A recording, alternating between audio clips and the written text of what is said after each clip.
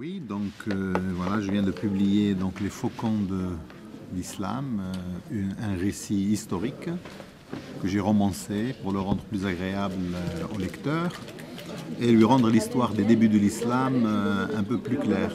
Je parle dans cet ouvrage de personnages dont l'histoire n'a pas souvent été très foisonneuse. Et donc je fais sortir des personnages qui, sans eux, sans doute, l'islam ne serait pas ce qu'il est aujourd'hui. Voilà, ce sont des personnages qui ont conquis, qui ont tué, qui ont aimé, qui ont été des félons, qui ont été des hommes pieux aussi, mais ils ont été tout simplement des hommes.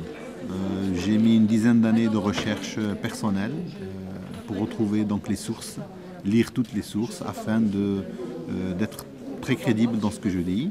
La naissance de ces hommes et leur mort ont été souvent extraordinaires, mais qui ne sont absolument pas toujours rapportés dans les récits historiques qui nous sont parvenus, ou bien qui n'ont jamais été traduits ou dont on n'a jamais parlé.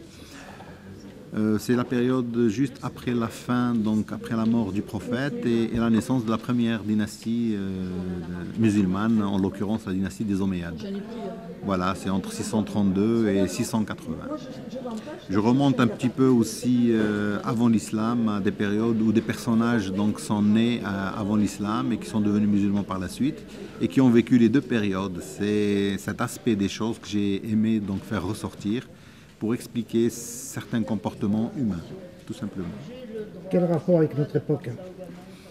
Le rapport avec notre époque, c'est tout simplement pour leur dire l'islam qui nous est parvenu aujourd'hui par les traditions musulmanes semble tout blanc, mais ce qui n'est pas vrai, parce que l'islam a été aussi une religion conquérante, comme l'a été le christianisme, comme l'a été toutes les grandes conquêtes de l'histoire. Les Romains ont été de grands conquérants, mais leurs conquêtes ne se sont pas faites dans la douceur, ni Alexandre le Grand. Donc les musulmans n'échappent absolument pas à la règle. Et dans leurs conquêtes, il y a eu effectivement aussi des fois des dépassements dans leur comportement, tout simplement.